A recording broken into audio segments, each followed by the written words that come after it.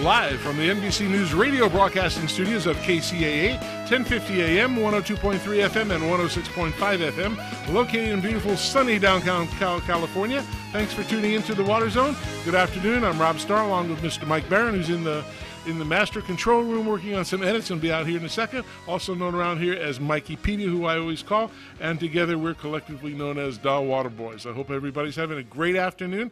It's a nice day. It's a little cooler today. It's sunny. It's a little bit humid. They said there's supposed to be some sprinkles coming. Not enough to do any help for the lack of water we have in California, but that's the way it is, and it's California. What else can I say? So, hey, we got sound effects now. I like that. That's a good thing. This week, our regular news lady, Miss Chris Austin from Maven's Notebook, happens to be at the Los Angeles County Fair. So she's enjoying a nice day off with her family, a well-deserved one. And if anybody hasn't checked that website out, you really should do that. This lady is awesome about preparing news and what's happening. She follows and knows everybody in the water business here in California.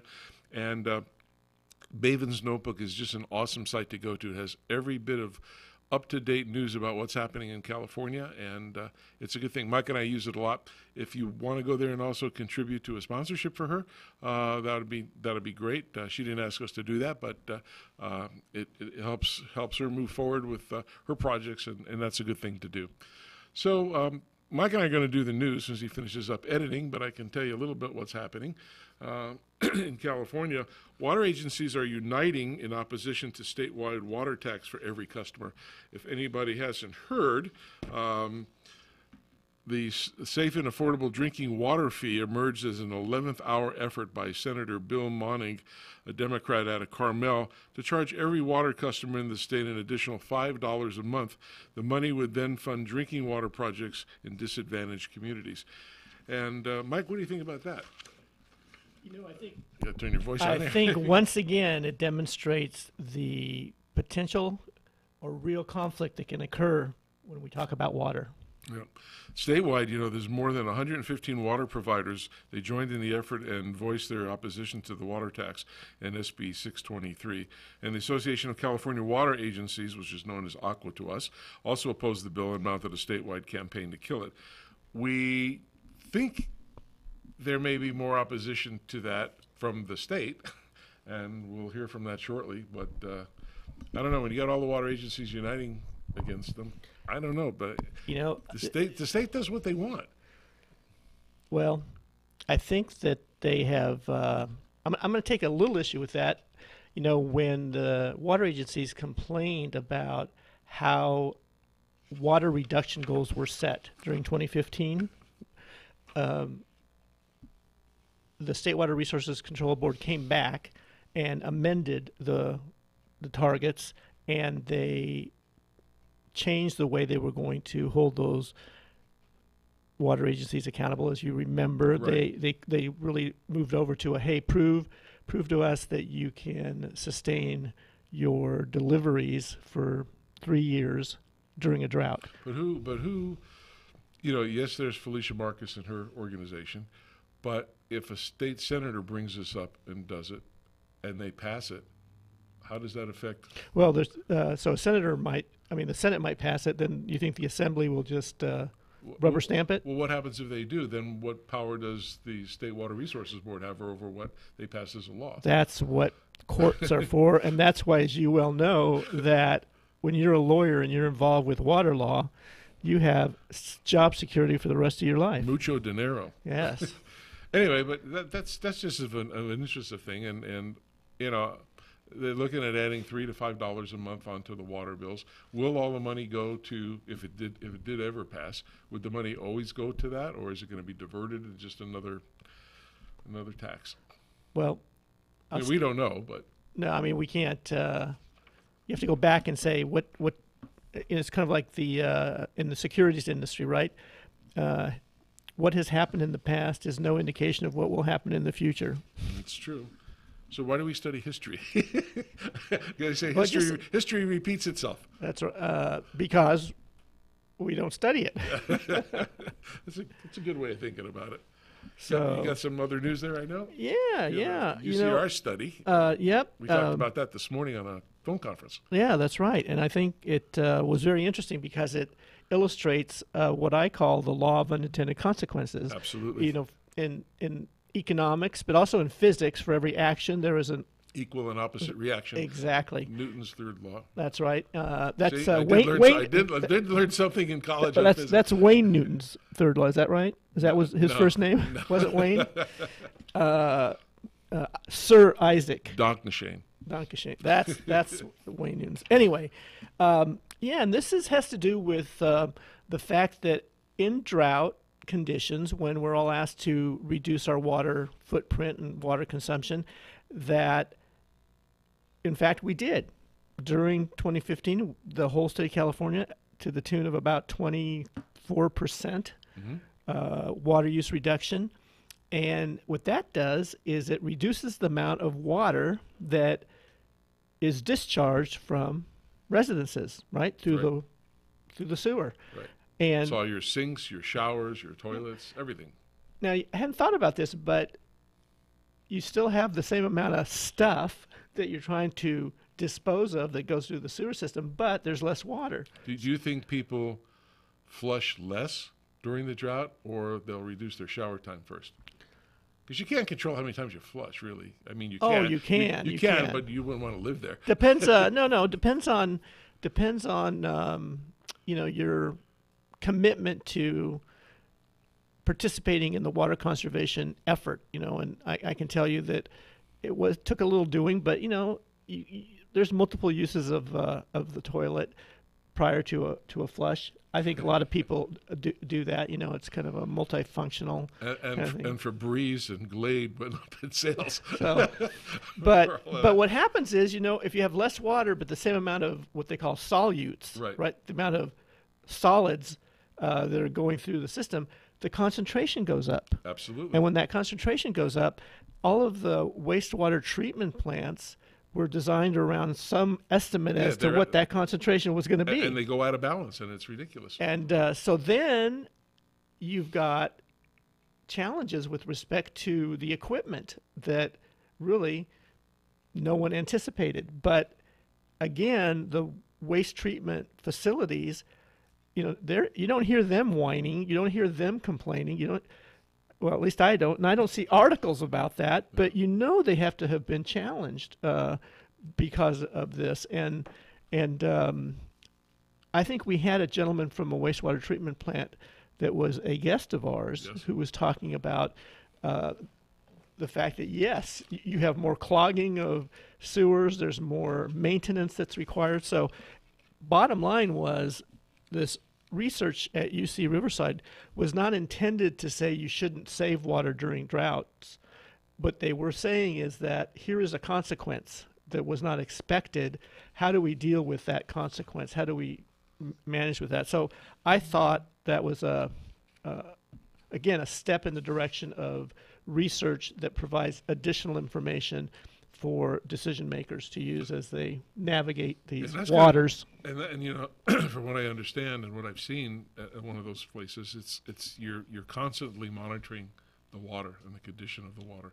As you said, when they start receiving less of the wasted water, the salinity is going to rise. There's more pollutants. The concentration is totally different. It's just a whole new chemistry that they got to be prepared for. Yeah, and they're dealing with that, and clearly, it sounds like they're being effective. But there has another consequence, and that is with less water going through the wastewater treatment plants, that means there's less water for groundwater recharge. There's less water for reclaimed water use. Mm-hmm. And so even though the amount of water that is recycled within the state of California and then reused is, in the teens, whereas, as you know, Israel, it's about 85% of their wastewater gets recycled. There's still problems that potentially happen when you significantly reduce, like 20%, 25%. But, that was in 2015. We're now in 2017, and we're still our water usage is still about 17% below what it was in 2003. So these issues have not gone away completely, and so it's good to see this kind of research being done. Absolutely. We should get those guys who did the study. You know what? That's a great idea. Hey, there was something else that was very interesting, and that has to do with Palo Verde Irrigation District. So that's out in the Blythe area, on the road out from California to Arizona. And what's interesting is that Metropolitan Water District entered into an agreement back in 2004 with Palo Verde Irrigation District that would allow them to pay farmers to fallow land so that they wouldn't use the water that they get from the Colorado River. And of course, that water then becomes available to MWD. And now, 13 years later, Palo Verde Irrigation District is saying, listen, you've fallowed so much land here, we're starting to get worried that what used to be a vibrant farm community is going to be reduced because they're selling you the water, in essence, by not planting crops. Yep. And now there's a lawsuit. Again, another opportunity for water lawyers to help clarify exactly what should be done. So a wholesale agency like Metropolitan Water District, they're looking at a number of different avenues, to obtain the kind of water. We're talking about thousands and thousands of acre feet of water. That's their job. They've got to get it. They've got to be resilient. They've got to be able to supply it to their member agencies. Well, an expected growth in California over the next 10 to 20 years, it's going to be, and speaking of that, like with farms, they're up north, the regulations are really scaring the people, the farmers, about, like the Sigma and all that. What are they going to do with all these new restrictions and the measuring, the pumping restrictions or the measurements and things of that? That's going to preclude them from doing a lot of their crops. There was an article in the Western Farm Press. Two people they interviewed. One was a gentleman named Cameron, who was a grower in Redding, California. He manages about 25 crops grown across 7,000 acres of farmland that he has in Fresno. And then there was another gentleman that was on our ag show, A.G. Kawamura, and he worked for the Brown administration. Brown administration. He was the Secretary of Agriculture. And they're seriously worried what's going to happen with their farming business, because the Sigma's going to put some restrictions on them for sure. Well, the whole idea with Sigma, which we know to be the Sustainable Groundwater Management Act of 2014, and the first step was to form these committees or organizing entities around these rural and they groundwater basins. They're all ready to go. Right. And so think about it. The goal is to make those what previously were unmanaged groundwater basins that were being depleted primarily because of the drought, but basically any farmer on their land could drop a well and start pumping water. So they got to the point where many of these groundwater basins dropped. I mean, in the Central Valley, we used to have to drop maybe a well 50 feet to get water. Oh, it's deep. Now it has to go 200 to 300 feet to get the water. So these aquifers, these groundwater basins, it was thought need to be managed. And I hold out, maybe naively, but I hold out hope that just as the Santa Ana Water Project Authority has reconciled all the conflict between Riverside, San Bernardino, and Orange County in terms of the watershed and the available water that is allowed to go down the Santa Ana River for use by Orange County, that these adjudicating committees are going to have the same kind of effect. I don't think they intentionally want to say, hey, we want to push everybody out of business. I think what they want to do is say, we want to make sure there's water available, not just this year, but in the next decade and the decade after that. So let's hope that the goals and the methods are consistent with working together, because we need farmers. Oh, absolutely. We can't point the finger and say, "Oh, you farmers use all this water," because guess who eats that food that those farmers Right, grow? and actually, the cost of vegetation crops are pretty low in California. Relatively, I mean, we are very, very fortunate in California to have the kind of access to vegetables and nuts and fruits that we do have. I mean, it's very sustainable if we have enough water, because they're here in California, they're in our backyard, and we need to think about the fact that they are our backyard, they are our food shed, basically. And so we're going to have to watch what goes on with the Sigma Act and these. Now, the nuts and fruits you're talking about, are actually on the trees, not anywhere else. Not the people. Right, people right, run the right, stuff. right. You know, what was I going to say? God, I just had a thought, and I guess my nuts went crazy. I can't remember. Yeah, you were just thinking about those nuts and fruits. But hey, but no, I remember. The technology yet isn't perfected to measure how deep the water really is.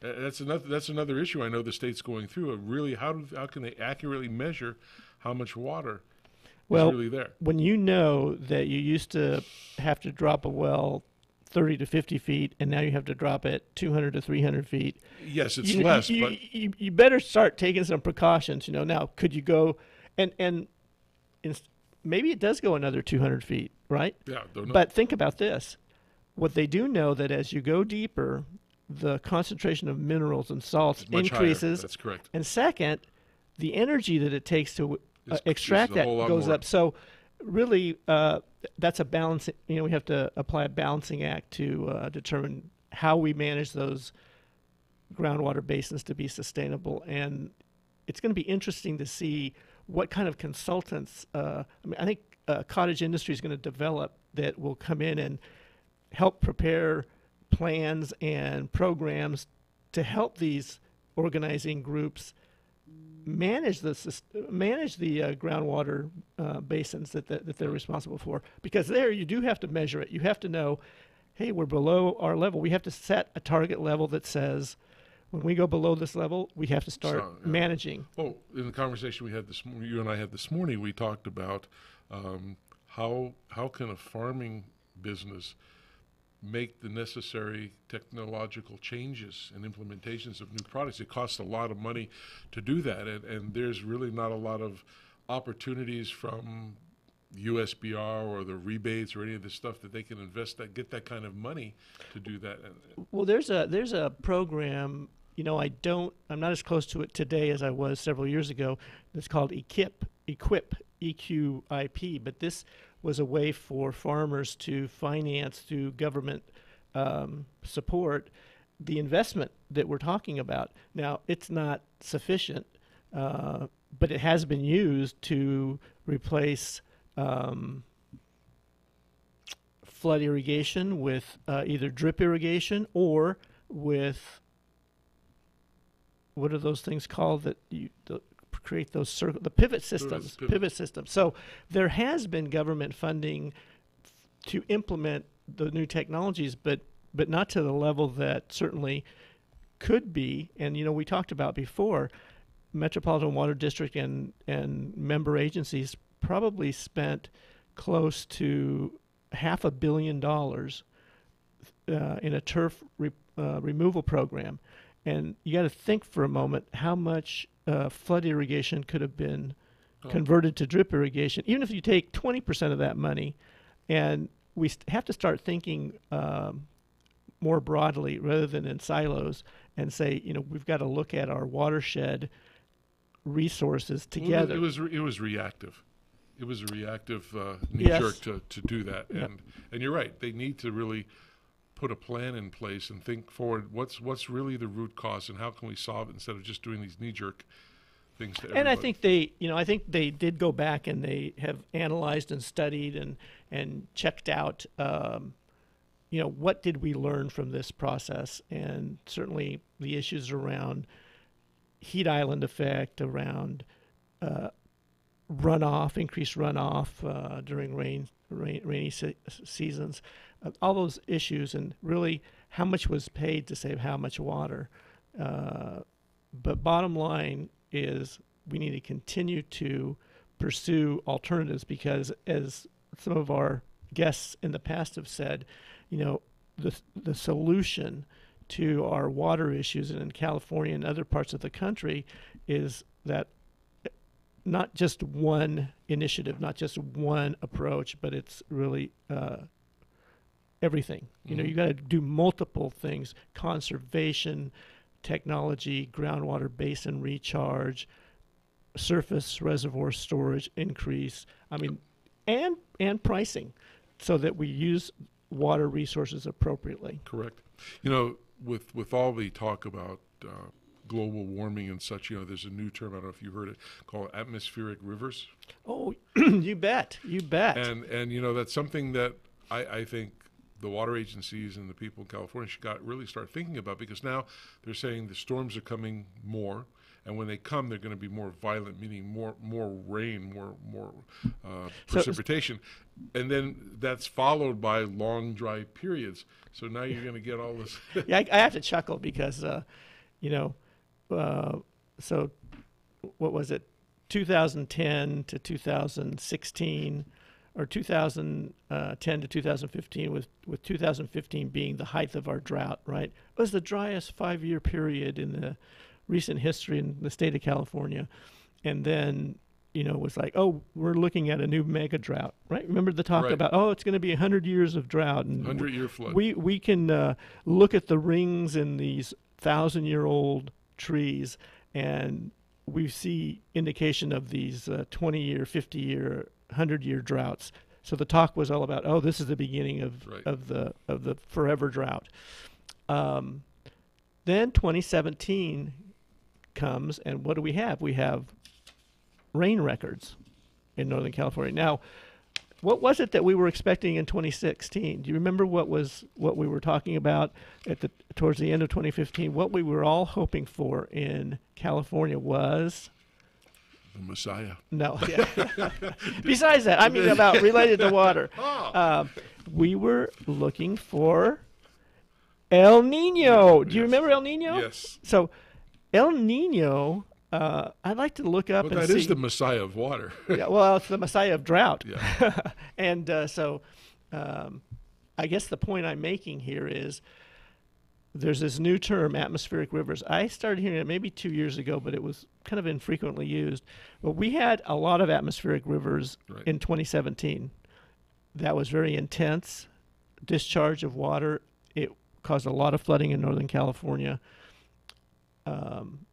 Caused a lot of discharge from dams and. Yep. So we just had this dry period, atmospheric rivers, and now instead of talking about El Nino and talking about the 100-year drought, we're now talking about no. What's really happening is we have these really intense rain events followed by longer periods of dry. Well, how many? After one set of events, we're making this prediction. So I'm a little skeptical. I don't deny that atmospheric rivers are a reality. I don't deny that we just had a 5-year drought. I'm not prepared to accept that we're going to see for the next 30 years this cycle. So no, I think to me it's putting common sense and science together to try to solve some of these things, and there's so many theories flying all over. One side says they're right, the other side said they're right. We don't know. We only started measuring temperature and everything, 100 and something years? We really don't know. We got to believe that the cycles of the earth have changed and they rotate. There was dinosaurs at one time. Dinosaurs don't exist anymore. Things happen. The same thing with this. It's a guess. Science is good to learn and obtain facts, but it's still not the end of the line to know what we have to do. Yeah. Well, if in fact this sequence of events, 5 to 7 years of dry followed by 1 year of intense rain, what that suggests is, back to what you've suggested many times in the past, how do we take advantage of all that excessive rainfall? Water drain. Just open up those Well, cloud seeding. How come we don't do a lot of cloud seeding?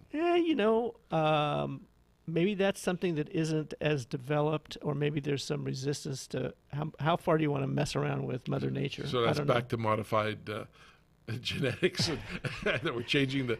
It's not nice to fool with Mother Nature. Yeah. But bottom line is that if we're going to see these more intense, shorter periods of rainfall, and we do see rising temperatures, then whatever snow does fall in the northern Sierras is not going to stay there as long. And think about it.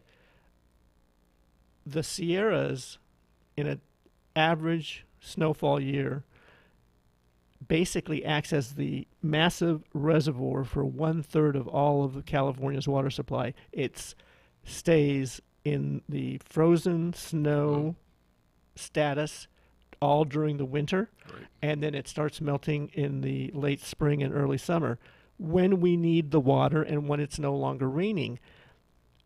What's going to happen if, in fact, some of these predictions do come true and you see the snow melting much faster?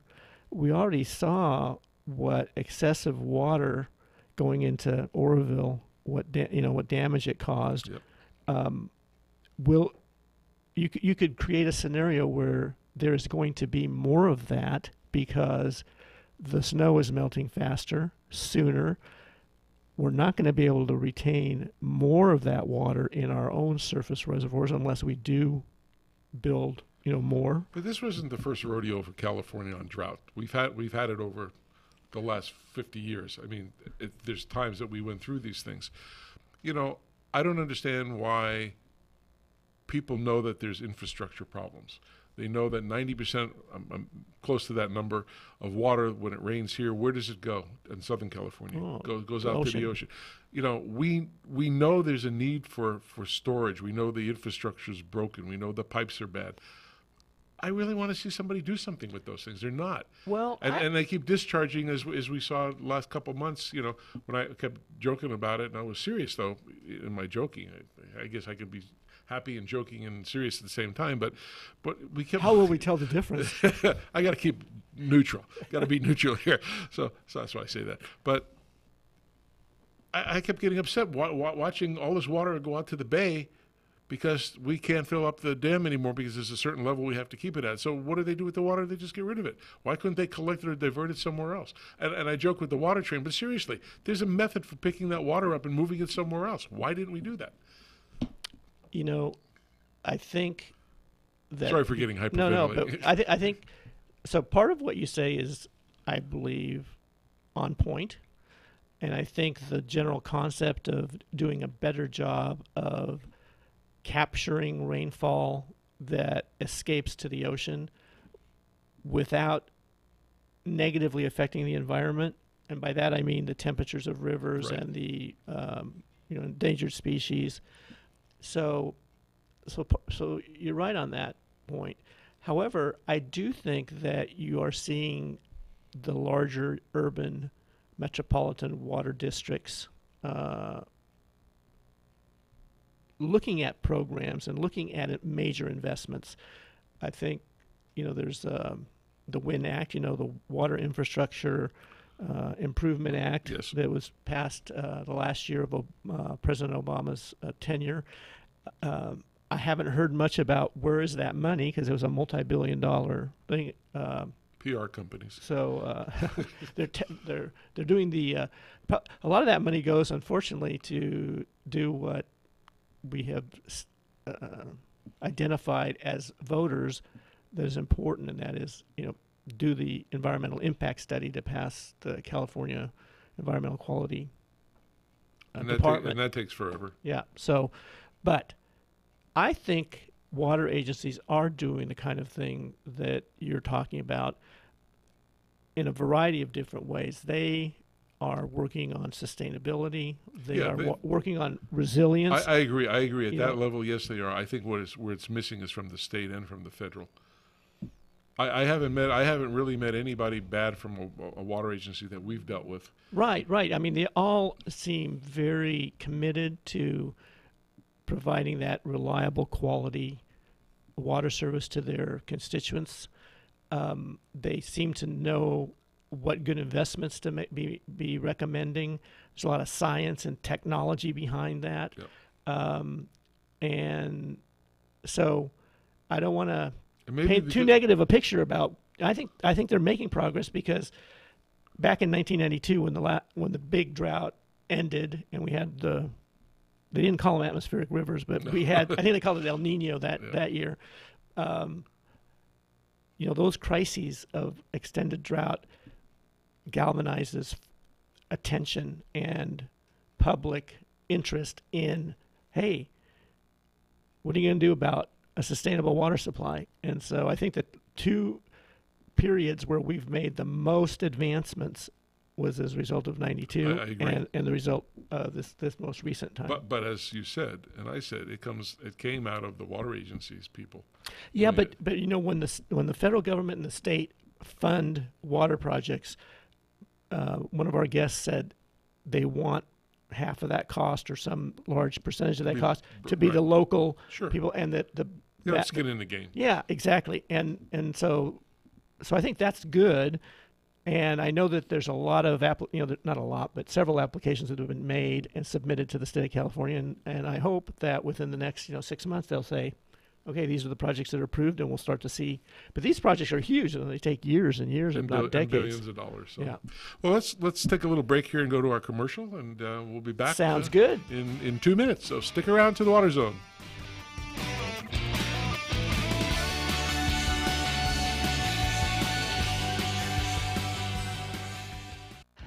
If you're a landscape contractor, you like the strong things in life. A strong crew, a strong truck, and a strong stomach to handle that strong coffee you drink. Well, you want strong? You've got it. Visit Site One Landscape Supply to stock up on professional-grade landscape products during our Save Strong customer event. From August 14th to September 30th, we'll have some of the year's best deals on irrigation, lighting, and turf maintenance products from brands like Hunter, First Editions, FX Luminaire, Lesco, and much more. It's our invitation to help you get ahead for next season. And while you stock up, talk shop with our local experts for product recommendations and specialized services to help your business grow. Don't let Save Strong pass you by. Stop into Site One today for deals on the brands you need to get the job done. Offers valid in store only August 14th through September 30th, 2017. Restrictions apply. See store for details. This is the Schmidt's yard. Company's coming soon, and, oh, Schmidt, their deck and outdoor furniture's been dominated by dirt. But no worries, there's plenty of time for Scott's Outdoor Cleaner Plus OxyClean to work its magic.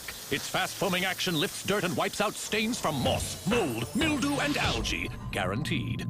All while being safe to use around plants and grass. Because when company's coming, dirt's not invited. This is a Scott's yard. Pick up Scott's Outdoor Cleaner this weekend. Hey, welcome back to the Water Zone. If anybody out there wants to give us a call and ask us some stuff, we'll be glad to answer you. The numbers to call are 909-792-5222, or if you care to dial a different number, you can do 909-792-1050, and any other number you dial will not be this station. So I would try just calling those 2 numbers. That sounds good. It's always fun to get a call.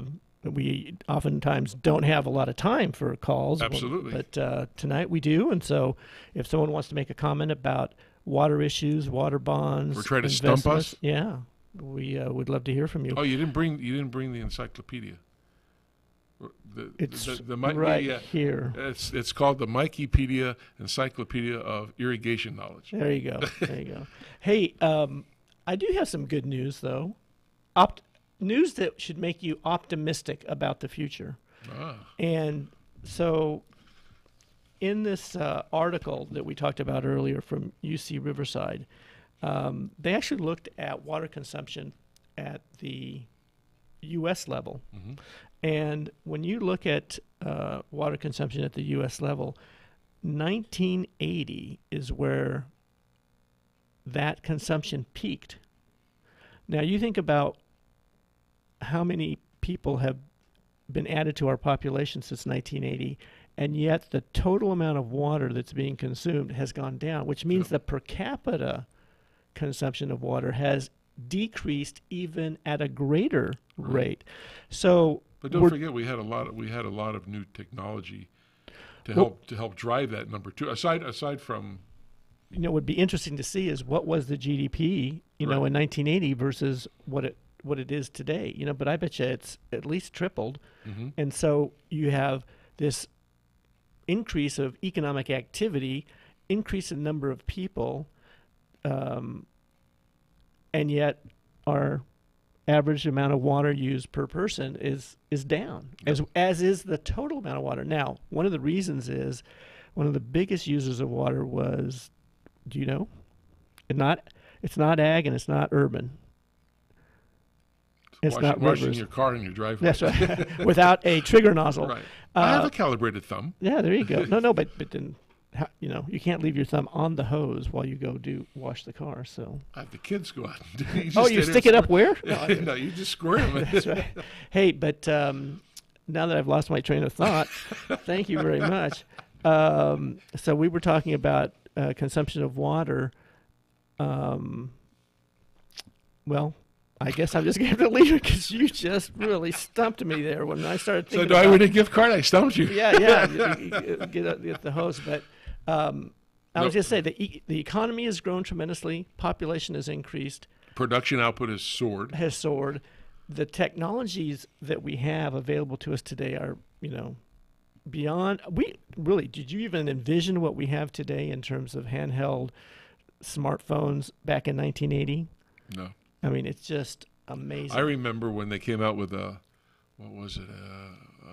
600 baud modem for people to have. Yeah. And we thought, wow, this sucker's fast. I remember going to 1440 and then 2880 or whatever that was, and now, wherever we go. Well, you got more power in your phone than you do that you used to have in a large computer.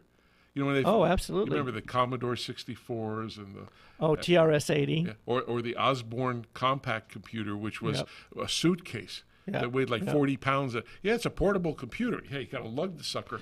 So I am optimistic that if we've made that kind of progress since 1980, and we today, I think, are moving in the direction of having more awareness about the importance of water to our economy, to our food production, to our quality of life, and to the environment. As that knowledge and awareness increases, as we become more aware of just how much resource goes into developing that reliable, sustainable, high-quality supply of water, that we will continue to make progress. And as you know, as the price of something increases, there's always innovation to try and use it more efficiently. What do you think is going to be the biggest driver to get water at the price of its true value? What do you think is going to be the trigger to that? And when do you think that could happen? Well, the reason I don't think it'll ever happen is because the price of water is not determined by the marketplace. It's determined by regulatory entities.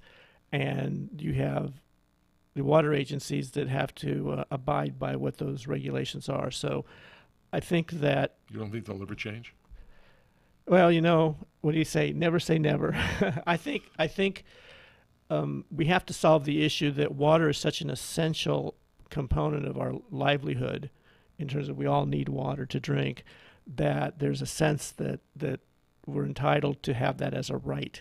But what we forget is that whenever there is a right to a good or service, somebody's got to provide that good and service. It doesn't just appear out of thin air. No, and I understand there's some lawsuits also going on about what you just said about the right to have water, that people can't afford it, but they have the right to get water. And so with that happening, you've got programs that subsidize the water costs, to low income segment. And I think that makes a lot of sense. I think that could be done within a pricing model. I think the idea that during a drought, I would like to see water agencies develop the pricing program that would allow those that save water below their budget to be rewarded financially, and those that go above their budgets to pay that incrementally higher price, because then you get the power of the market within that regulatory environment.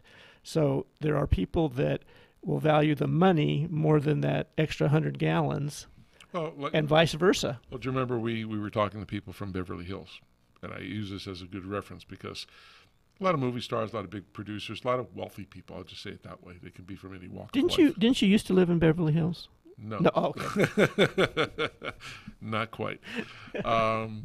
Went there many times. Have friends there, but I haven't lived there. But you know, there was homes that you and I knew about that had 6 to 7 swimming pools.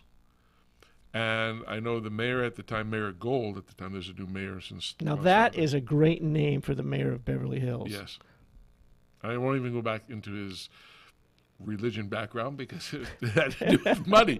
So people can figure that out. I'm not making fun of that because I'm part of that group. Yep. But anyway, that, you know, the people that had the 6 swimming pools and X amount of jacuzzis, they didn't care what the water bill was. Well, they could afford it. They had made their money. And in a sense, you know, I think that's part of the American way, right? And they're willing to pay for it, and they're willing to pay the tier 4 level or even higher. If they and that's why I think that kind of tier rate, budget-based tiered rate pricing, I'm a proponent of that. I think it makes sense because it allocates, it allows every person, every homeowner, they can live their lifestyle, and they're willing to pay for it. That's great. And those of us that say, you know, we need to minimize our water bill, we can buy that basic amount of water that we need at a low price, right. And that's the idea. And then the higher price paying customers that can afford it basically subsidize those lower. So now let me ask you a question. So now let's jump to the future. And now we're in a worse severe drought that we've ever had. Okay? Make believe it's 3 times or 5 times worse than what we just went through for the last 5 years. Now there's really, really, really a water shortage. The people in Beverly Hills, and I'm not picking on them, but just using them as an example, or anywhere in the world that's wealthy and can afford 7 swimming pools and pay that water bill, is it fair for them to use the water and they pay for it when there's a water shortage and other people are really skimping? And if they keep using that amount of water, even though they're paying for it, they're using it up, and that's going to be less for the mass. One thing I've discovered, and that is when there are the drought emergency, the state of California was able to do things that had never been done before because it was declared a drought emergency. So in the scenario that you describe, I'm confident that the state would once again declare a drought emergency. And as the severity of that drought emergency increases, I would expect the regulatory limits to increase. And if it gets that bad, it then becomes an issue of, first and foremost, you have to have water for fire prevention, health, hospitals, right. Schools, and to drink. Now, if you think about it, we know that in California, about 50% of the water, potable water that gets used in the urban environment goes to outdoor landscaping. And so if we had this severe situation, then you'd say, hey, well, if it really gets that bad, then you just basically say only indoor water use. And the state of California has already set a target use level of 55 gallons per person per day. That's already in existence. Right. So I would see that going down and say, hey, you now are going to have 40 gallons per person per day. So in that scenario, you could easily, I think survive at 40 gallons or on 40% of the total water supply. And I'm talking about residential homeowners, apartment dwellers, that kind of group. It'd have tremendous impact on farmers. I mean, that they would be the most affected, which means our food prices would have to go up significantly. remember, the good thing about wet years and dry years is that wet years give you a chance to recharge the aquifers. Right. Now, aquifers hold a vast amount of more water than our above surface reservoirs. That's right. Right?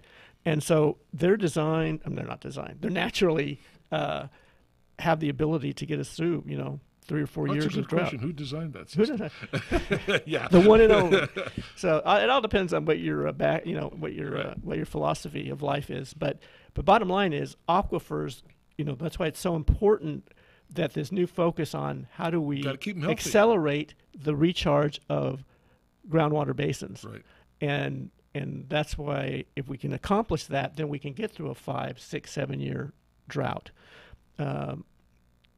But it would be painful because you've got a lot of businesses. So why can't they collect that storm water, the 90% of the storm Well- water that goes off, and bring them back to to land and re-inject them? So I've got a great idea. So we'll create the ultimate big funnel that covers the entire state of California, and when it rains, it gets poured right into one little. How do we start a GoFundMe?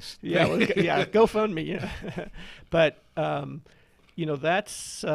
that's where I'm going to have to say, as a resident of California, I'm going to be in favor of bond measures that support water projects, and then I'm going to trust that the professionals that have access to those funds as water agencies use those funds most appropriately. Yeah, they got to do the right thing. And as you said, every single professional, whether they're general managers or technical specialists or capital acquisition managers, we've always been struck by their philosophy of wanting to do the right thing. That and their tenacity about doing the right thing. And like I said, I haven't met anybody in a water agency who really doesn't have the passion and the fire in the belly to get it done. And to me, a great example of that is every water agency, every water conservation manager from every agency we've ever interviewed on this show that we've worked with as part of our jobs with Toro at water conservation fairs and sustainable landscape fairs, they've always taken the approach where we do not want to be punitive with our customers. What we want to do is educate them. That's right. And we want to support them, and we want to get them technology that will help them be more efficient with their use of water. So, the intentions are right on the money, and so that gives me good optimism for the future. There have been fines, I know, given out. I mean, I won't mention the water agency. I went to one hearing with a customer who wanted to redesign his irrigation system, but he was hit with a $16,000 fine. Wow! Because I mean, well, excessive water and things. And again, I'm not going to say who the water agency or the person was, but I went there and my role at that, I was asked by the contractor who we know to go and assist in pleading the case that, hey, they hired this contractor, professional contractor who was a good conservation manager. He knew what needed to be done. He had a whole plan in this, and he said, look, the last guy that the guy hired screwed up, didn't do a great job. Now they hired the right guy, and he's going to put in this type controller, this type the sprinklers, efficient sprinklers and all of that, and drip. Water agency said, well, it's a little too late. Sorry about that, but here's your fine, $16,000. You got to pay for it. And the guy says, well, can't you see I'm doing this? Here's the contract I signed. Here's the representative from Toro saying their equipment's going to be used on this thing. They didn't care. But you're right. Most of the time, they gave warnings, and they made you come to a class for a Saturday and teach you about water conservation and I still chuckle at the fact that Santa Cruz, the city of Santa Cruz, which has a RGPCD, that's the residential per capita consumption of water, per person, it's like it's below 50 gallons per person per day. I mean, that's it's pretty amazing. But what they did was, during the drought, they would send out a few people to check and make sure people didn't have sprinklers on in the daytime, that they didn't have hoses just running into water into the street. And when they did find that, they would issue a citation. But you would have a choice. You could pay the fine, or you could attend water school. And they had hundreds of people attend water school, get educated. I thought that was a very clever way to say, look, we're in a drought. You've got to be responsible, but here's a way that you can avoid the fine. Well, unlike the if you get a ticket and you go to traffic school, you still have to pay for the ticket now at Use Legal Driving School. So let's take a little break. Let's take go to a commercial, and then we'll take some calls if somebody calls in. And stick around, more for the Water Zone with Mike and Rob. The Water Boys. The Water. Maybe we should be the Water Men. I like that. Yeah. The Water Men. Boys to men.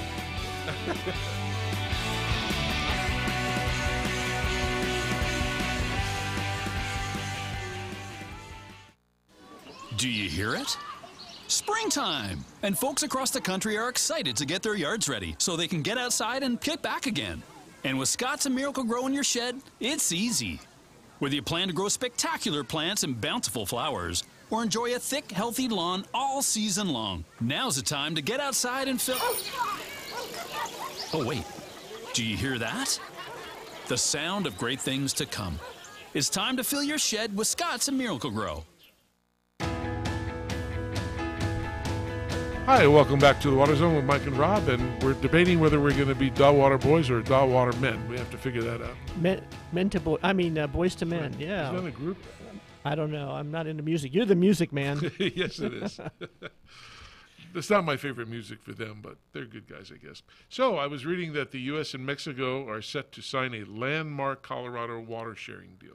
That's right. That's a new agreement that kind of will supersede the 1944 original agreement between the two countries. Yep.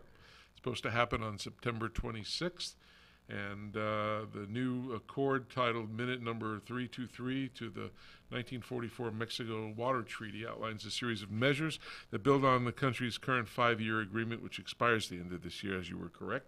And so that should be good for them. And well, you know, the thing that strikes me, I didn't know if you... So you remember when we talked about, and I'm going to come back to this treaty issue, but remember when we talked about the Santa Ana Water Project Authority? Right. And that back in the 60s, there were all these lawsuits that were going on. And do you remember what the judge decided?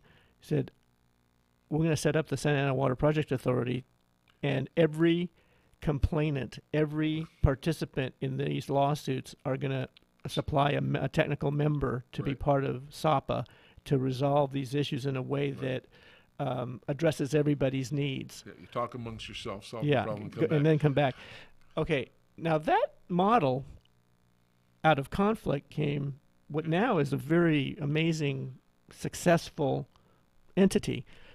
Well, believe it or not, there's a similar kind of entity called the International Boundary and Water Commission that came out of this 1944 treaty, where you have water experts from the U.S. and water experts from Mexico saying, look, there's all these rivers that basically form a border between us, and where the river isn't at the border, it still carries water that was at the border.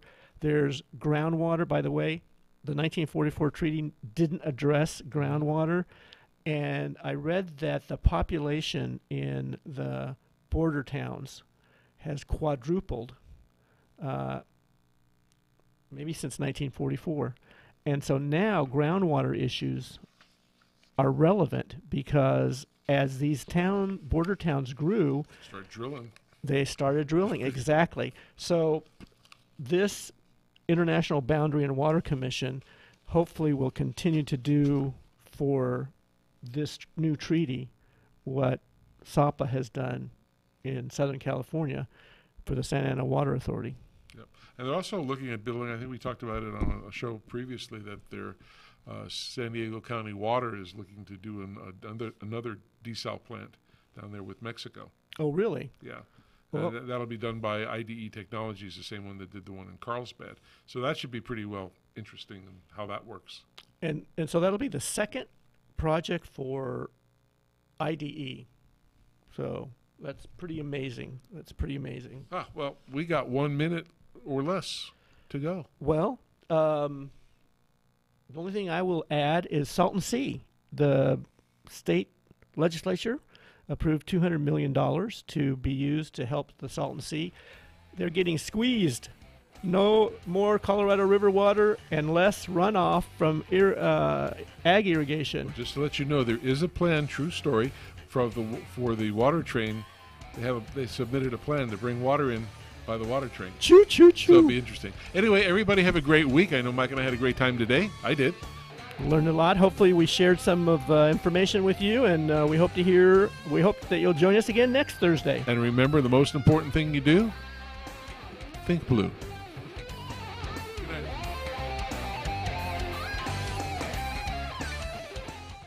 KCAA Loma Linda, 1050 AM, 106.5 FM, and now 102. Corporation. Growers and PCAs count on Chateau because it's effective on more than 90 of the toughest winter annual broadleaf and grass weeds in crops like almonds, pistachios, walnuts, grapes, and alfalfa. Chateau delivers proven, long-lasting residual control, and Chateau can be used on new plantings and young, non-bearing trees and vines. Even better, Chateau is weather-ready and farm-ready. Chateau stays where you put it and doesn't photodegrade as it waits for moisture activation. Other pre-emergence herbicides can leach, co-distillate, and/or photodegrade, reducing performance. And Chateau is activated with only a 1/4 inch of rainfall or irrigation water. Take control and keep control of weeds with Chateau herbicide. To learn more, talk to your PCA or go to valent.com/Chateau. And while you're there, find out how Asana XL insecticide protects trees from dormant peach twig borer. Always read and follow label instructions. A superior nutritional supplement called Arbor Vitae has taken Australia by storm, and it's now available in the U.S. Arbor Vitae contains a unique combination of maritime pine bark, aloe vera, honey, and an enzyme from papaya seeds. This potent supplement was developed to impact inflammation in the human body. Arbor Vitae helps blood circulation and respiratory function. Its anti-inflammatory properties can also relieve minor muscle and joint pain.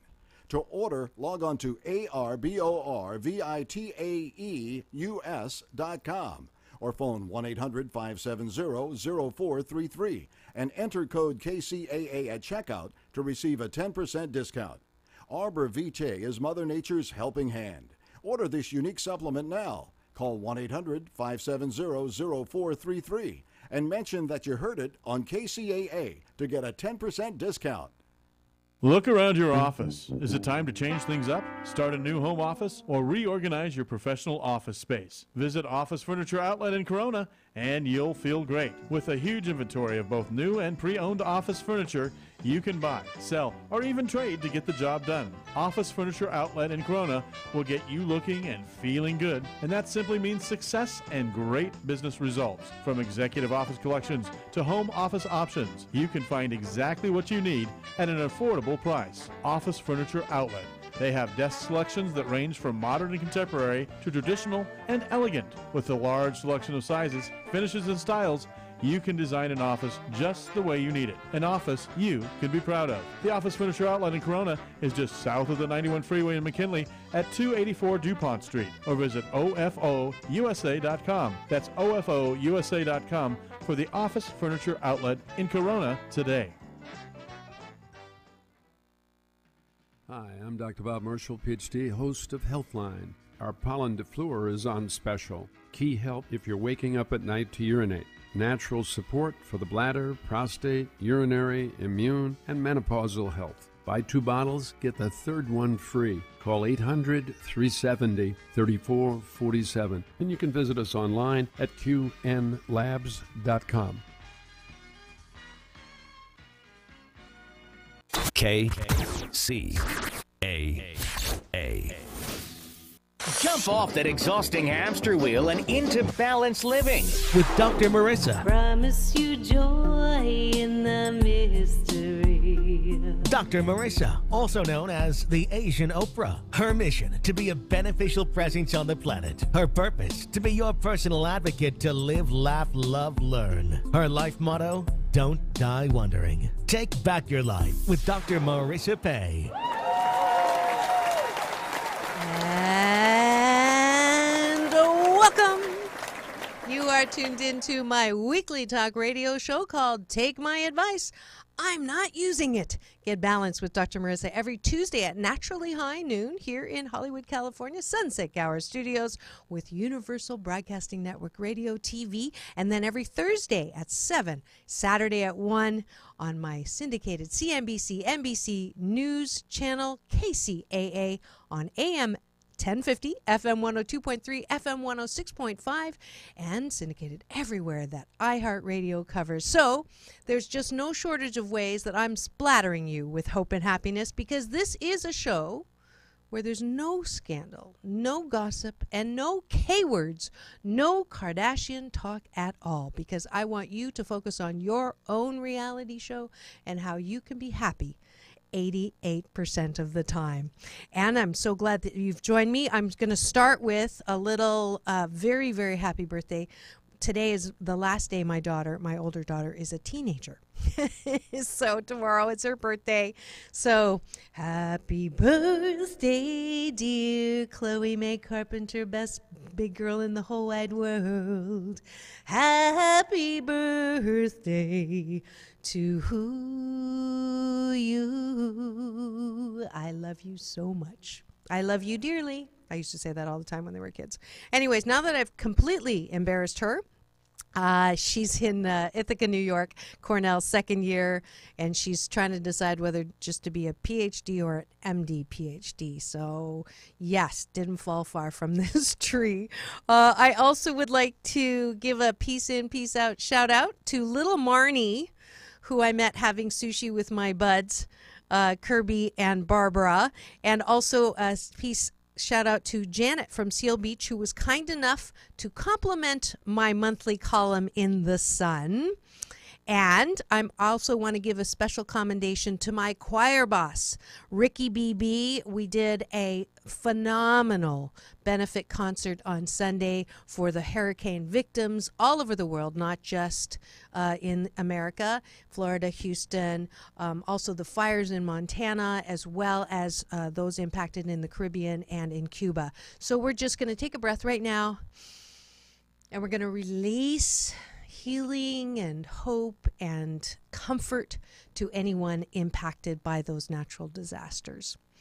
And I would like to give a shout out to two amazing musicians. I mean, there were many amazing musicians on Sunday, but especially to my two past guests, Charles Holt and Sheila Nichols, who sang their hearts out.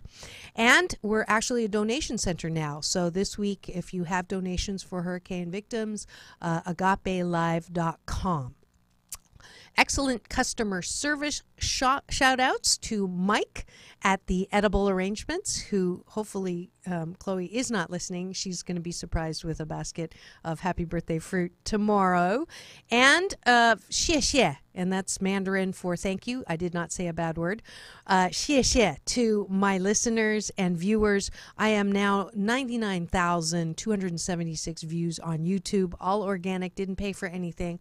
I'm so grateful for the support that I'm getting there, and for the comments, even though some of them I had to do something with because I really do just want good, positive, high energy comments there. All right, and guess who's coming on the air? Any of you MASH lovers? Yes, Hot Lips Houlihan, Loretta Swit, will be my Sexual Healing with Dr. Marissa guest at the end of this month. And then in December, I will be having Potsy from Happy Days. So it's a blast to the past. If you've missed any of my other blast to the past shows with Jerry Mathers from Leave It to Beaver, Marianne from Gilligan's Island, Dawn Wells, who's been on several times. We're buddies now. Hi, Dawn. And just go to my YouTube and you'll get those shows and enjoy them there.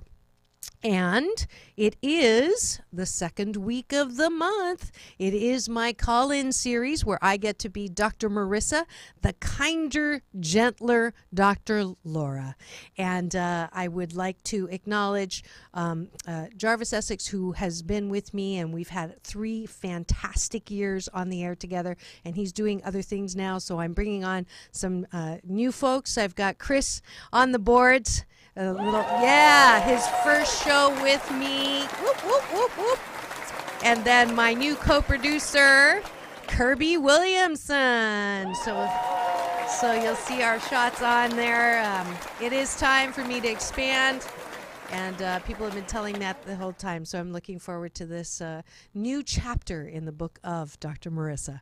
So first caller, I hope he's called in. Has he called in yet? William, who's calling in from Michigan. Is there a caller waiting on the line? No, he hasn't called? Okay. Well, we will get a hold of him. And Kirby, here's your first job. That number there. So if you, we'll go to the balance bar right now and do some of that first. So we'll have our little balance bar announcement. Yep. And so the first thing that we're going to cover is the 21-day fast from complaining with Dr. Marissa. Today is day 12. If you have not joined the balance, my 21-day fast, then please do, because it is a time for us. And I think if you could tell him to go ahead and call the station number, that would be great. Today's tip to not complain is I borrow from His Holiness the Dalai Lama. If there is a problem and a solution, there's nothing to worry or complain about. And if there is a problem or no solution, there's still nothing to worry or complain about. Choose, breathe, and smile. I am warning you, if you would like to try this fast, which started July 1st, 2011. I've got thousands of people who try not to complain for 21 consecutive days in a row. There are some side effects. You will feel better and you will look better, and people around you will be happier. So if you don't want any of those side effects, please do not join the fast. But every month on the first of each first day of the month, we do start the fast over. We are on round 75 right now. Today is day 12. If you want to just start fresh and complain all you want for the rest of September and start with us October 1st, you're welcome to do that too. If you would, though, register with me at forbalance.org, only because if you do manage to do 21 consecutive days, you will win a prize, like Eva from Kentucky, like Daia from Long Beach, and Janina from Japan. They all won a 52-card pick-me-ups Stacking the Deck for Life Balance with Dr. Marissa. So if you'd like the opportunity to do that, then do register that with me. Also, please do get my app. It was created by teenagers just for those of you who don't want to go to Facebook first thing in the morning and get my tips, so you can have them on your phone. There's also a way to post how you're doing and challenge other people, so please do get that. It's only 99 cents. And as always, all of my Balance products, all proceeds go to my peace work around the planet. Alrighty, and are we ready? We are ready. We have our first caller on the line for my special series where I get to balance people's life tires and smog check their stinking thinking. So welcome to the show. I believe we have William from Michigan. All right, we can give him a clap. Yes. There we go. Good. And welcome. Sorry, we had a little fun trying to get a hold of you, but that's okay. You're here now. Feet on the ground, palms up, eyes gently closed, taking a deep breath in through the nose, and releasing all the stories and the drama. And one more deep breath in. And connect with me through Chi Eternal Energy. And when you're ready, open your eyes. And now, William, on a scale of 1 to 10, When it comes to your health and well-being, how would you rate yourself? 1 being not so great, 10 being fabulous. What's your number? 5. 5. Okay. And then on the area of relationships, same scale, what would you rate yourself as? I would say a 6. 6. And then in the area of job and career, what would you rate yourself as? I would say a 8. 8. Oh, all right. So you have your choice. You can either do health and well-being or relationships, and we'll try to up that number. 8 is a lucky number. It's a homonym in Chinese for good fortune, so we're going to stay with that one. We're not going to go perfectionist and try to get it to 10. Awesome. So where would you like to go? Awesome. Health and well-being. All right. So what do you know in your head would help bring that number up to an 8? What aren't you doing? Well, the things that I've got going on, I've had going over the last 15 years. I'm a gastric bypass patient.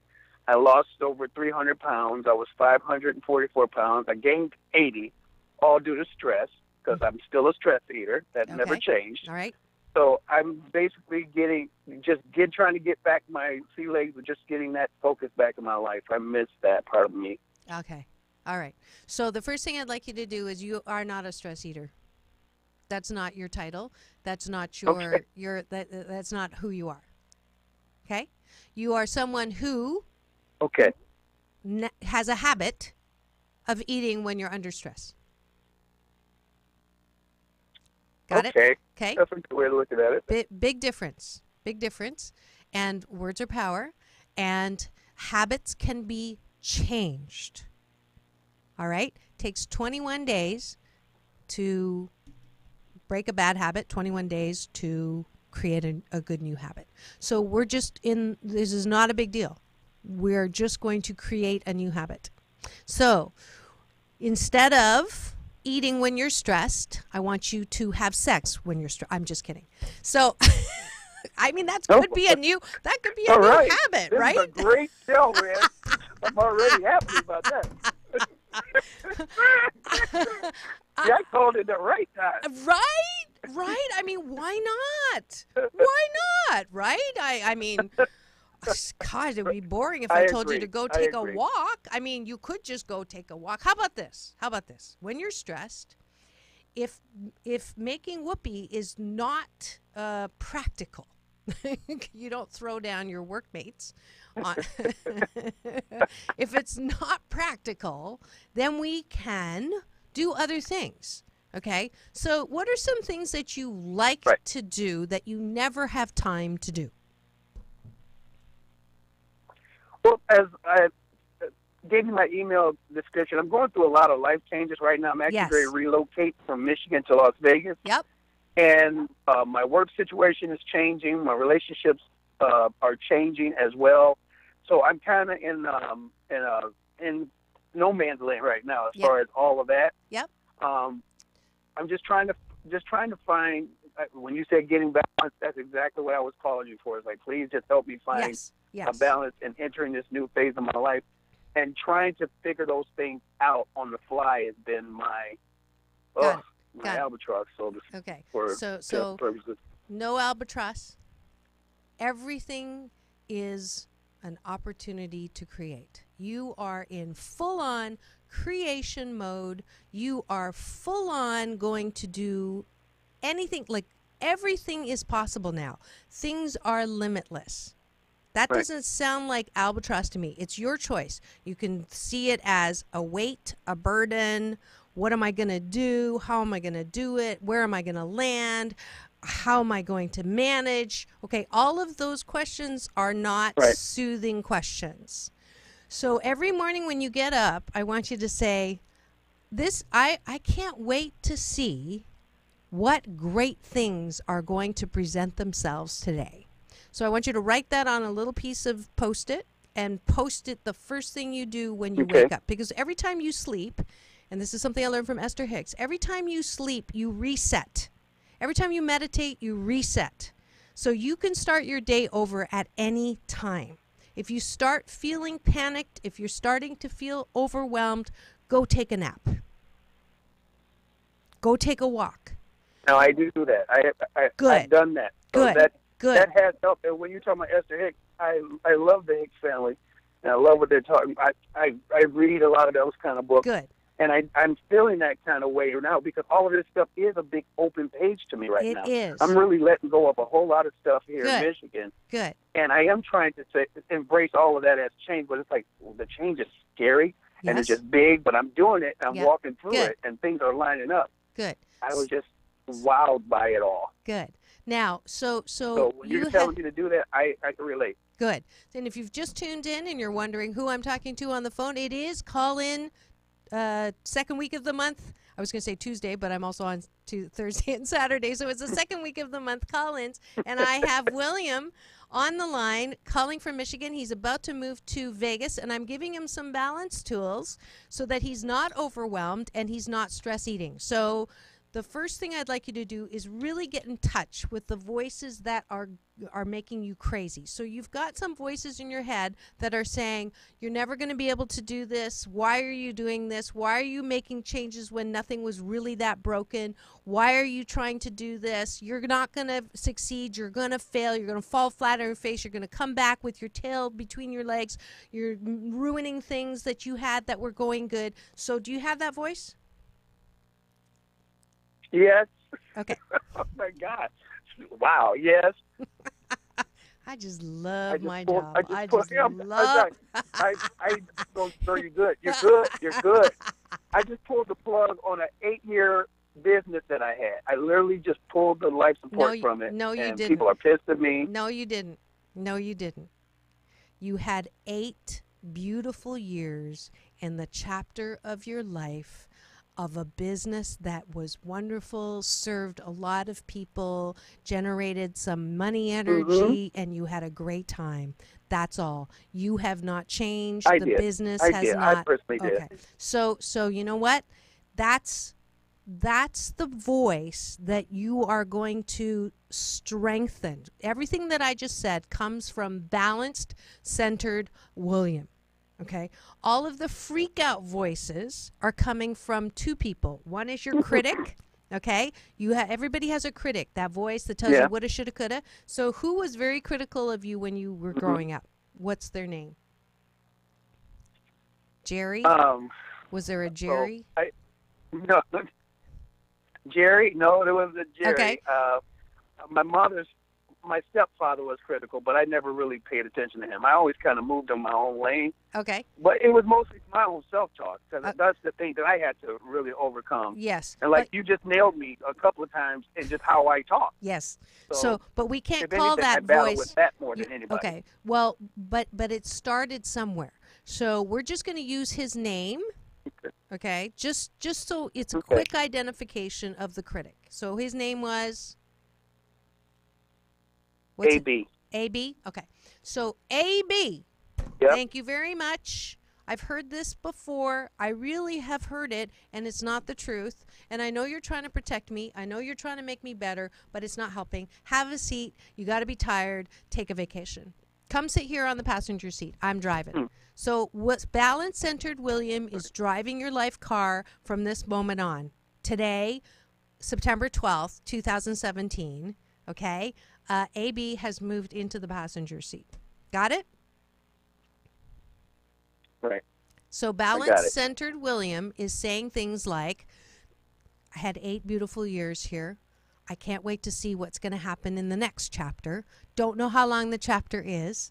I wonder every day what's going to come. And I just heard the co-founder of Priceline.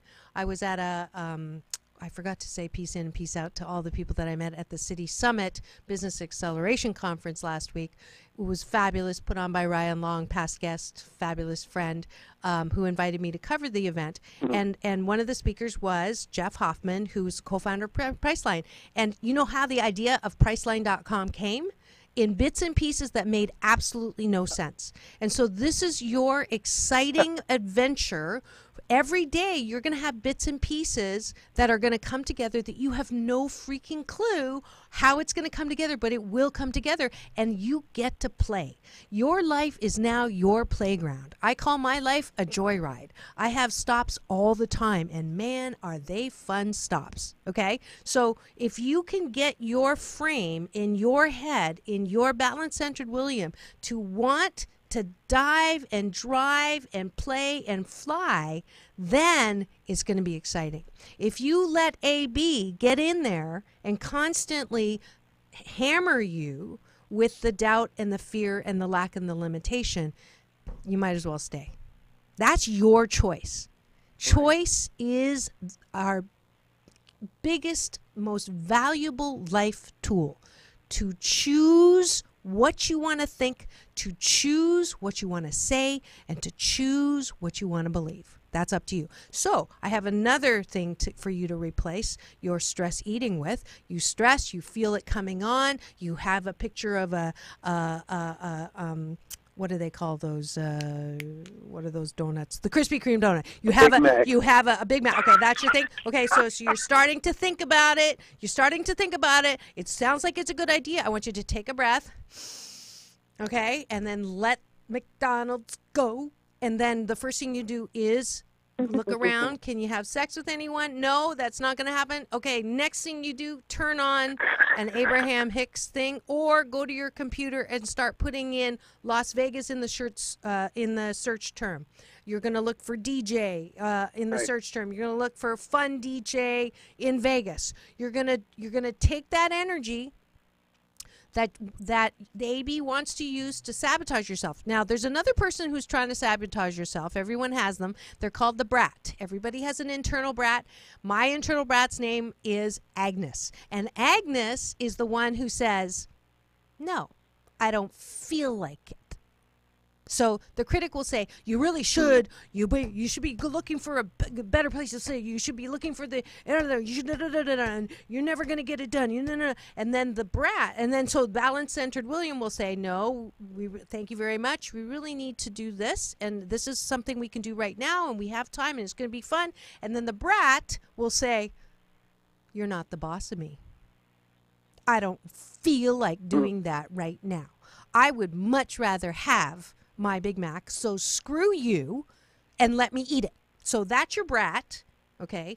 And your brat has also been running your life, the gain of 80 pounds. That's your brat. Your brat's getting in there and tussling with your critic, and nowhere to be found is balance-centered William. So as of today, we are birthing and growing and doing reps and strengthening balanced-centered William. Do I hear a yes? Yes. Do I hear and so it is? So it is. Do I hear an amen?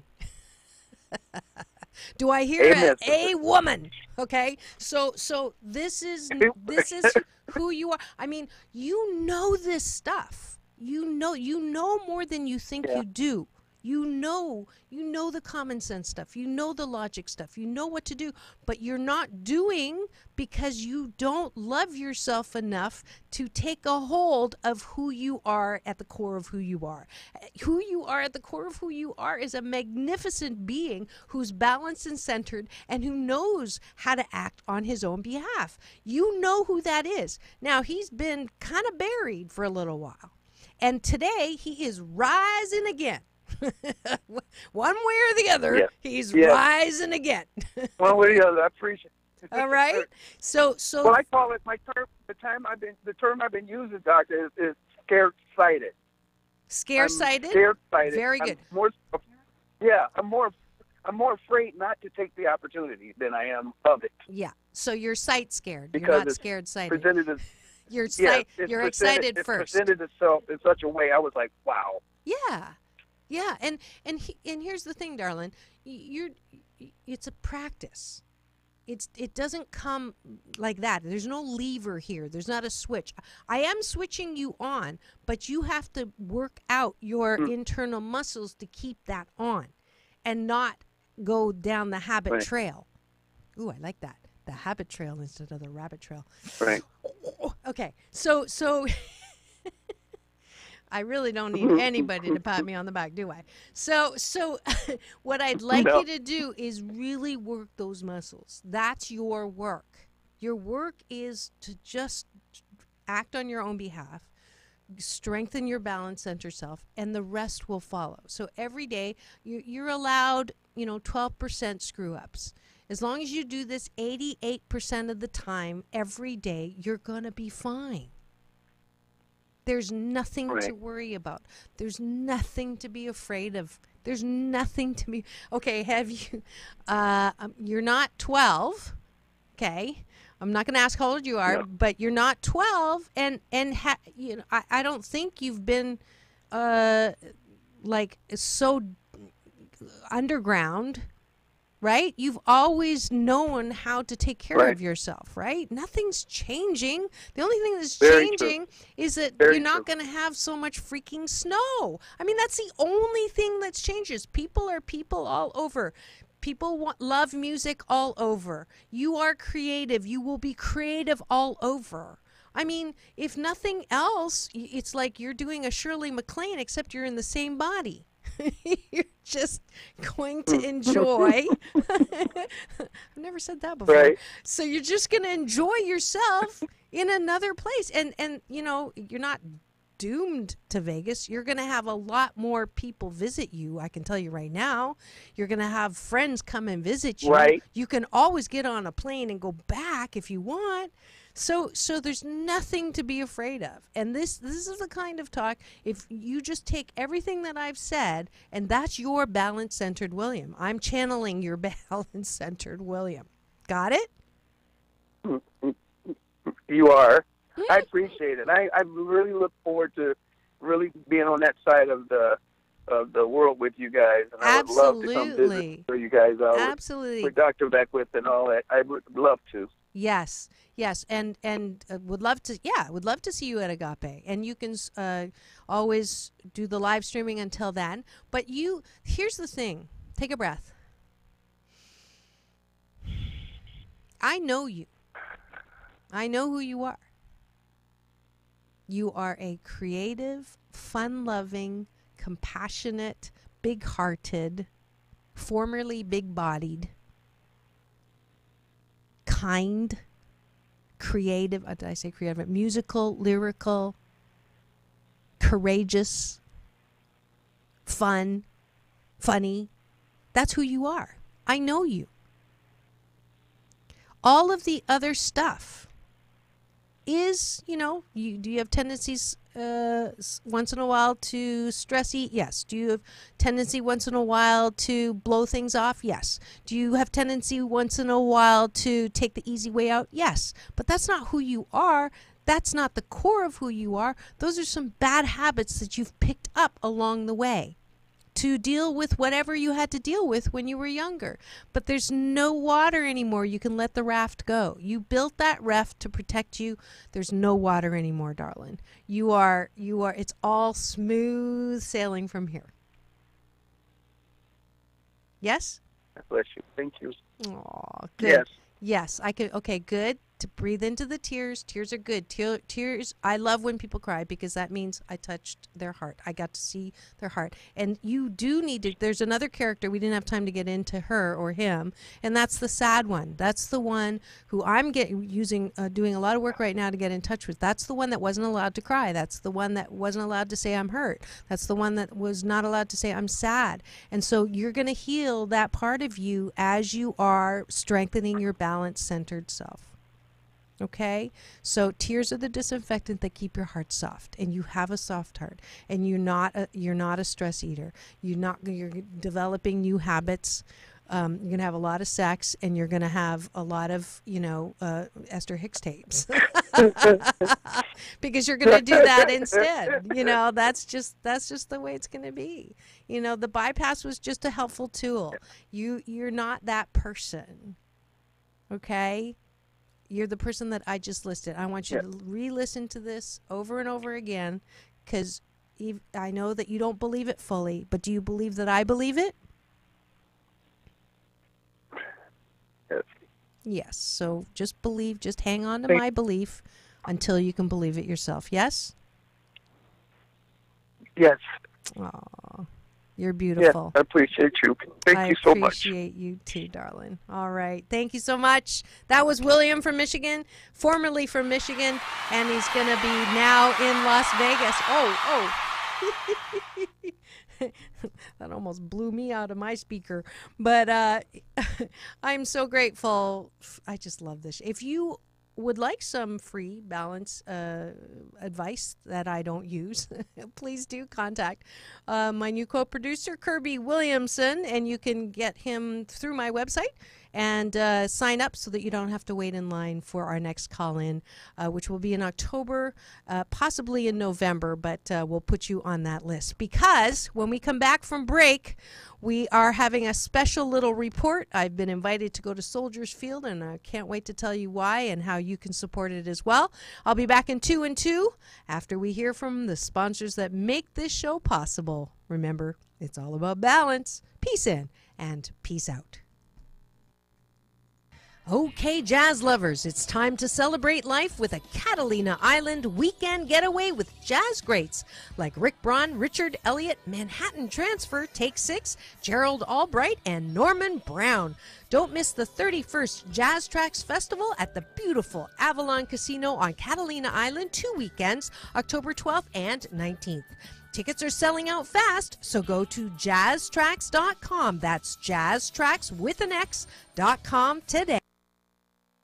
Do you live in Southern California? Want a great car wash with an instant discount? Want to save big on a car detail? Then mention Dr. Marissa at the Cypress Car Spa for up to $40 off of a professional detail package and any $4 off any wash. Cypress Car Wash is located at the corner of Valley View and Cerritos, 6000 Cerritos Avenue. So get ready to save. Mention Dr. Marissa at Cypress Car Spa and save today. And we are back. You are tuned into my weekly talk radio show called Take My Advice. I'm not using it.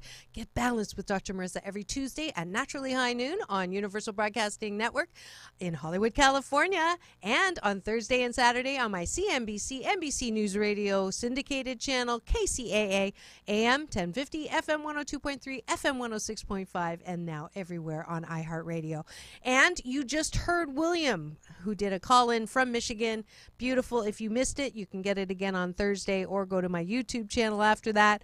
And instead of a second caller, I have a special little treat for us today because I got invited to go to Soldiers Field, and it's for a very good cause. So please welcome to the studio 2 of my buds and co-conspirators in life to balance out all the bad news and to focus the light of love on areas that are formerly in darkness. So I have a new friend.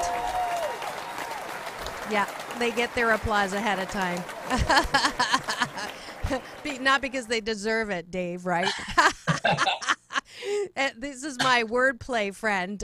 He is a past guest of mine. He's incredible. He has a program that has been approved by the Pentagon, among other things. He's all about your peak performance and how you can be excellent in your life and do the very best that you can. His name is Dave Austin. And then, there we go. And then, because he loves the applause. So you just like see, that's what I'm saying. And then my new friend that I got to meet in August, who is, I call him affectionately my brother, who is wonderful, wonderful all the way through and has a heart just this big, beyond limitless. His name's Mark Haddis. He is the founder of this organization that's putting on Journey's Dream, and he also has the uncanny ability to look into people. And I'll never forget, he looked into me and he goes, "Wow, you're like really clear. I've never seen anybody so clear energetically, except for one little area." And I'm like, "Really? Thank you." And he goes, "Yeah, there's one." I go, "What's that?" And he goes, "Well, it's an FU." And I'm like, what? And he goes, that's the protective part. And he was absolutely right. So I've been doing some heart work trying to heal that part that is a little more, back off, just stay like this, come this close. And so I'm really grateful, Mark. I've been working very, very, very steadily on opening that heart more. So maybe I'll have one as big as yours soon. So that's my friends, and they're going to tell you about an opportunity to make a difference. So I don't know who wants to go first. I'll go. Okay. So I'm getting some feedback, so on my side. Oh, yeah, I'm getting a little feedback from you. Can you turn your microphone down? Yes, how's that? Better. Okay. I can't hear you, but it's better. Oh, okay. We can hear you. All right. So one of the things that we have known about people for eternity is that we're loving human beings, right? We all treat each other well and with respect. And obviously that's not exactly true when we look out in the world. But I ended up building a company and selling a company and going through kind of a personal crisis where I felt very divided. I wasn't really clear on who I was. I was trying to please ideas I had of what I was supposed to be, and ended up going through a transformation that was a very healthy transformation for me. But the beginning of it was kind of scary. And I ended up in a psych ward, and I was diagnosed as bipolar. So being a business leader and then in the psych ward diagnosed as bipolar, I wasn't very comfortable with that.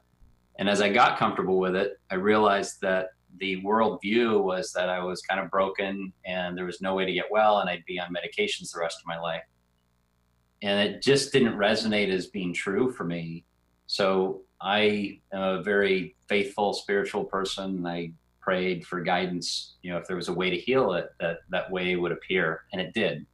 So I was extremely thankful that it did. And it took about 3 years, but I ended up getting to a very healthy state off all medications. And that's been that way for about 3 years. And I connected with some other really brilliant people who had been affected by mental health in a way.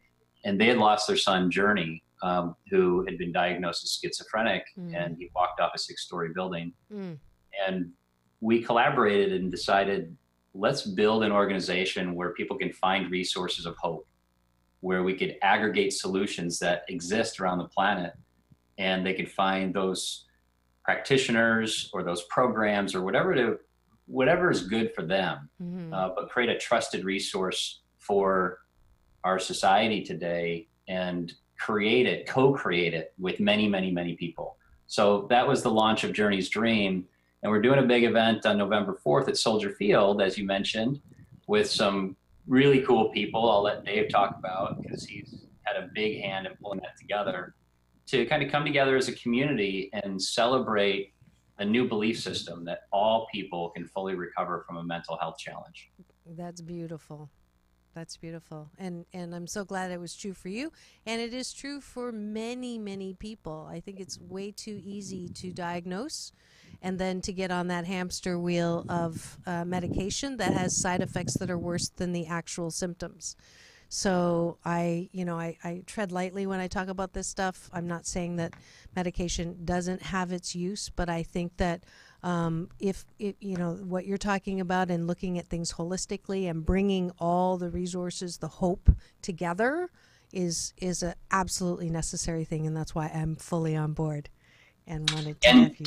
And to echo that, we believe that medication is extremely useful as well. I mean, without it, I probably would have killed somebody or been dead.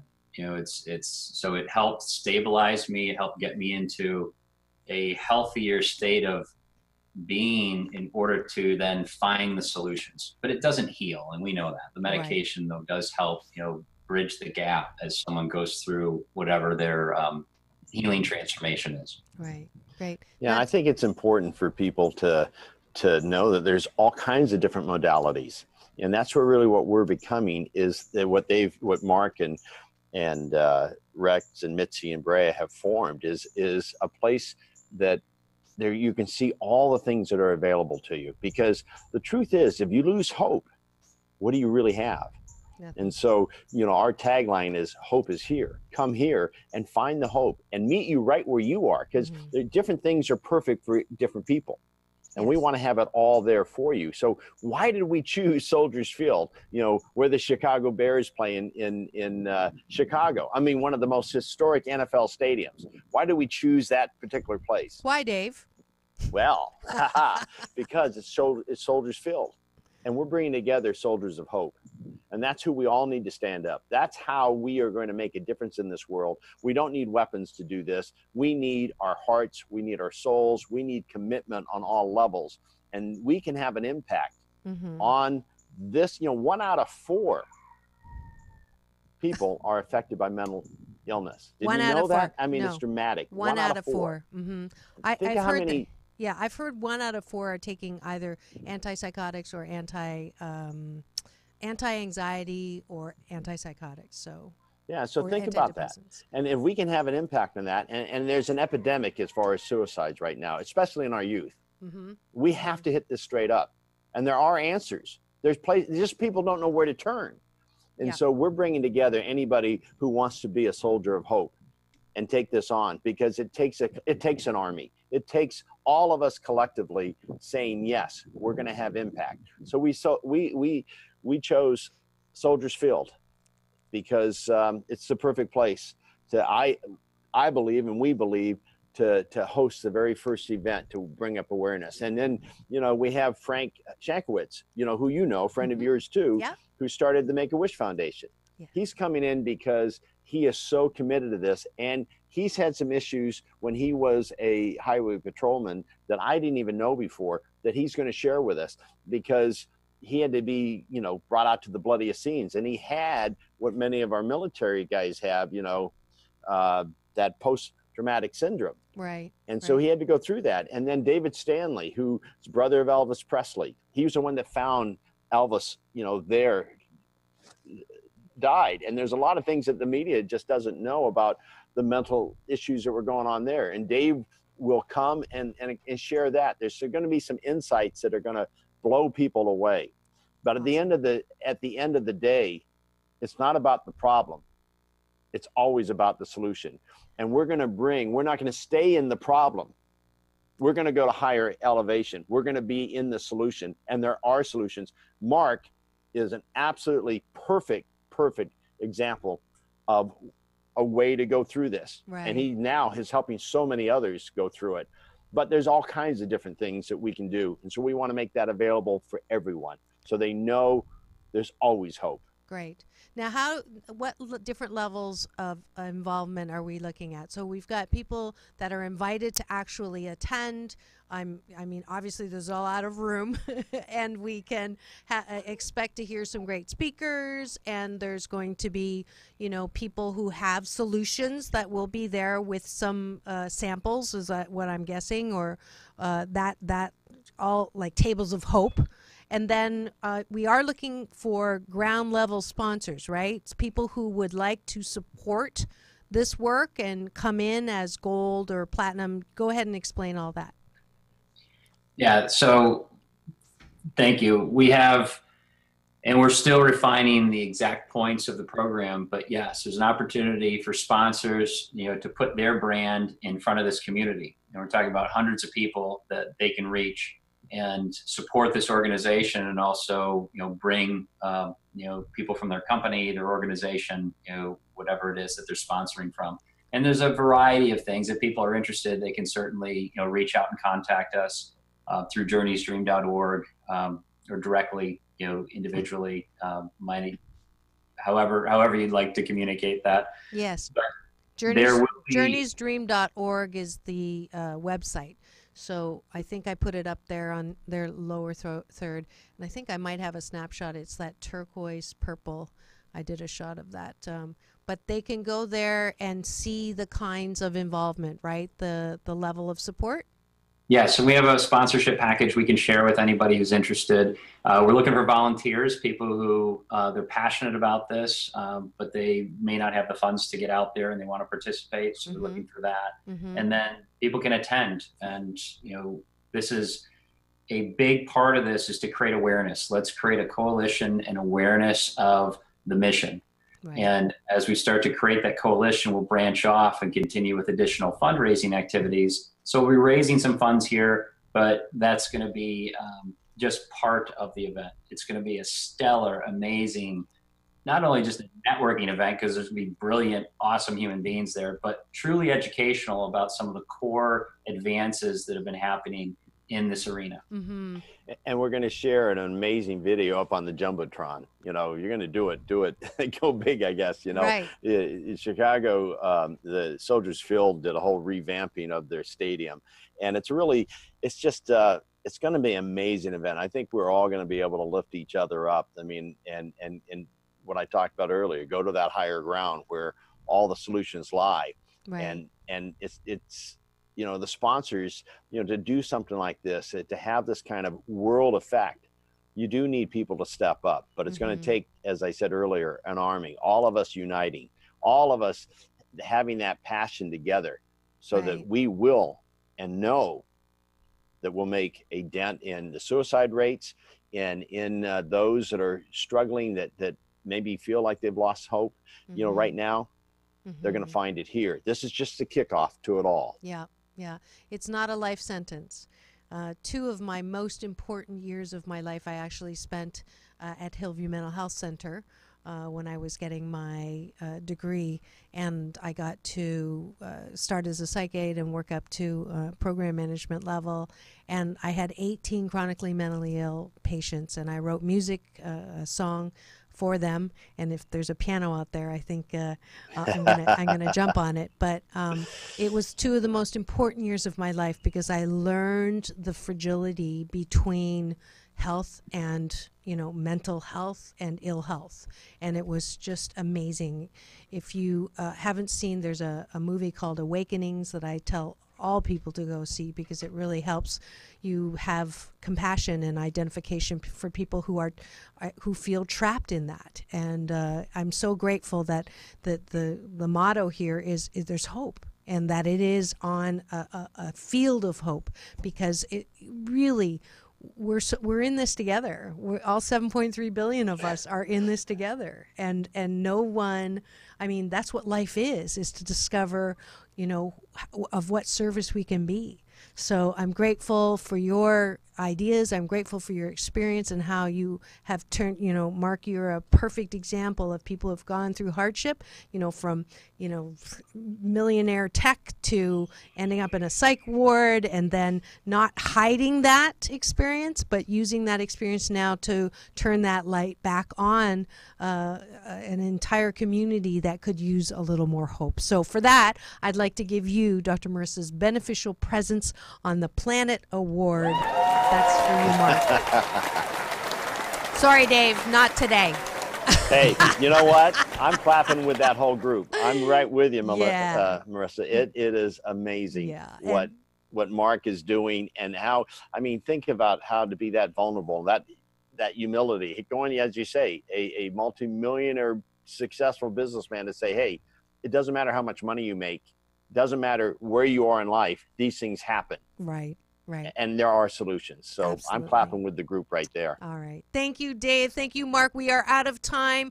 JourneysDream.org. If you know anyone who is touched by mental illness, if you know any facilities that would like to get, exposure at Soldiers Field, if we want to unite all of the separated efforts into one giant ball of hope, this is it. Thank you so much.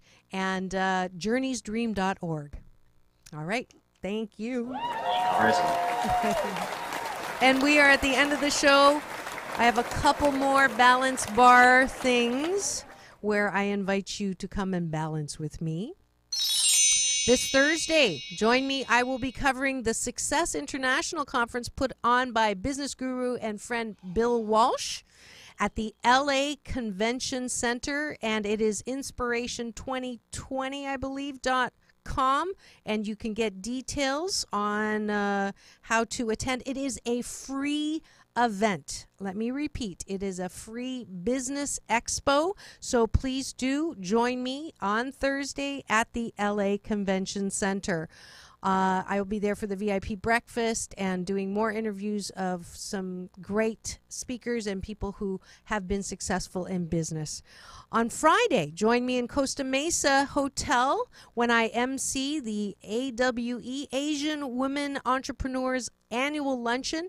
I'm grateful to have received the Business Person of the Year Lotus Award with them in 2014, and as part of my reward, I have to come back every year and MC the luncheon. So I'm doing that. Tickets are still available at aweusa.org. So I'll see you there. And are you a closet entrepreneur? Well, come aboard the Entrepreneurship, also known as the CEO Space International, that Forbes Inc. is the Must 10 Business Conference, #1 business conference in America. I am on faculty there now, and I will be giving a keynote on Wednesday called Jump Off That Hamster Wheel into Balanced Living. So really, if you're not tied up at work and you are an entrepreneur and it's time for you to release working for someone else's dreams to work for your own, then join me in Florida if it's still there in October. Also, I am teaching Balanced Tai Chi Gong locally now in my hometown, finally, on Mondays. So if you would like to promote Inner Peace one breath at a time, join me in Seal Beach. Go to my Facebook page for details on that.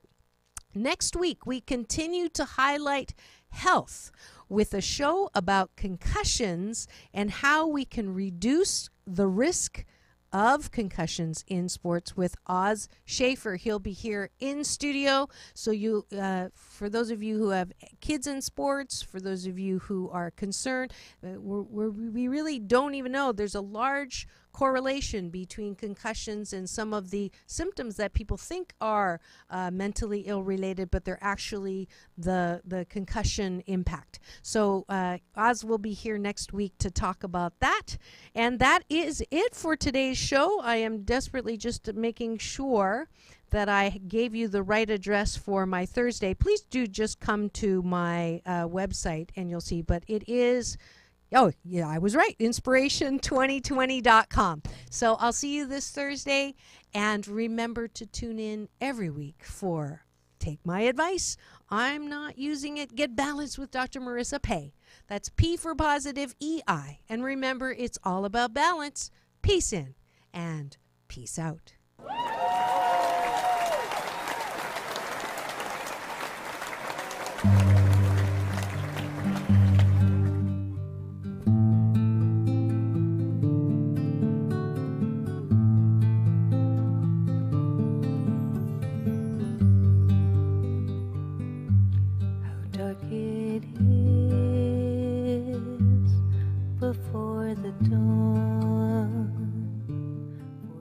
You're listening to KCAA, your good neighbor along the way.